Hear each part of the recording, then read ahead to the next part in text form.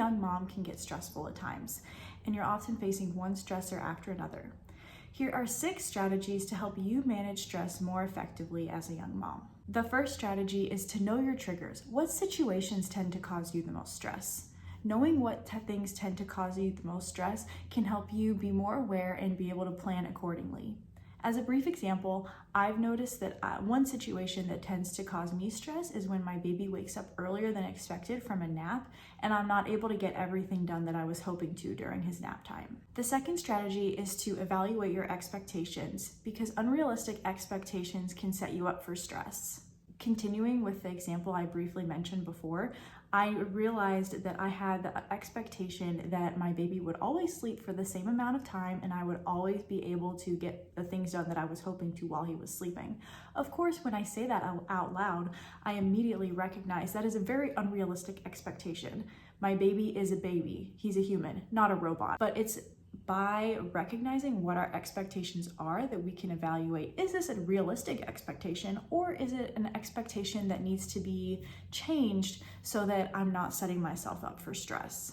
The third strategy is to have 1 to 2 easy go-to stress management techniques that you can use in the moment when you notice that you're feeling stressed.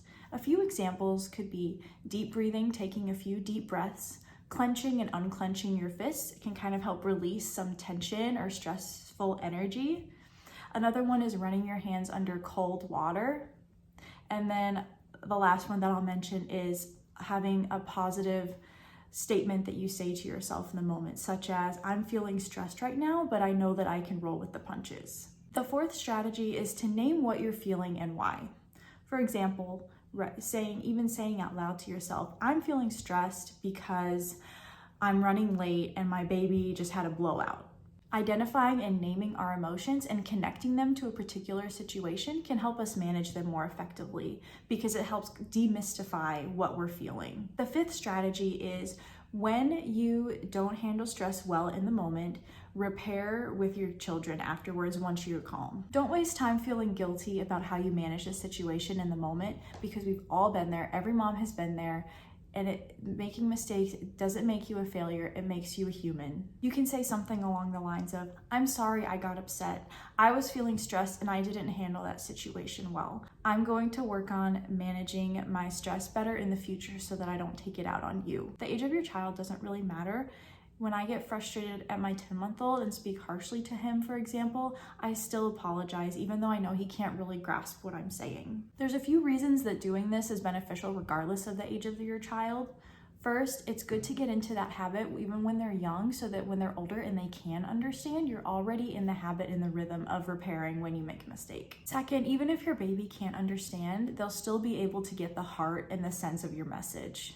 And third, repairing with your kids when you make a mistake is really beneficial in modeling to them healthy ways to manage their emotions. The sixth strategy for managing stress as a young mom is to complete your stress cycles. The following ideas I'm going to talk about related to the stress cycle and completing the stress cycle are taken from the book Burnout, The Secret to Unlocking the Stress Cycle by Emily and Amelia Nagoski. If you're interested to learn more about this topic than the brief description I'm going to give in the next couple of minutes, I will include the link to the book in the description box below. When we get stressed, our bodies have a physiological response to the stressor.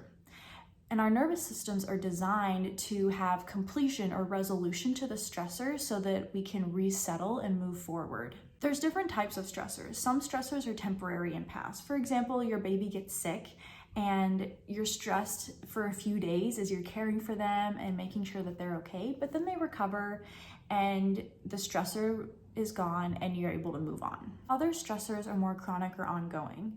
For example, the chronic stress of being sleep deprived while caring for a newborn, or the mental load of running a home. In our day-to-day lives, and especially as young moms, a lot of the stressors that we face don't have a clear completion or a clear end, and we can often face one stressor after another. This can cause our bodies to be in frequent fight or flight mode without even realizing it. Of course, we can't always control the stressors in our lives and make every stressor go away. But the good news is we can regularly do things that help resolve our body's reactions to the stressor.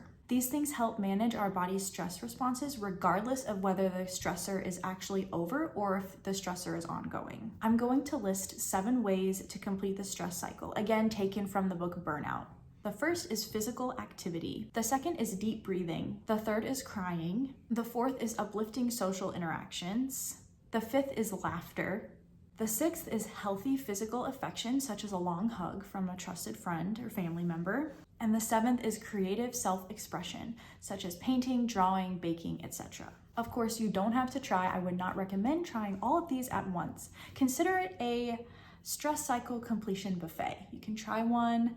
If it works, great. If it doesn't seem as helpful, you can come back and try a different one.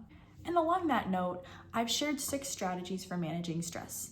The last thing I want you to do is to go and try and implement all 6 of these at once. If there's 1 or 2 in particular that resonated with you, start with those and start implementing them and see how those gentle changes can have a really big impact in your day-to-day as a young mom. As we wrap up today's video, what's something that resonated with you?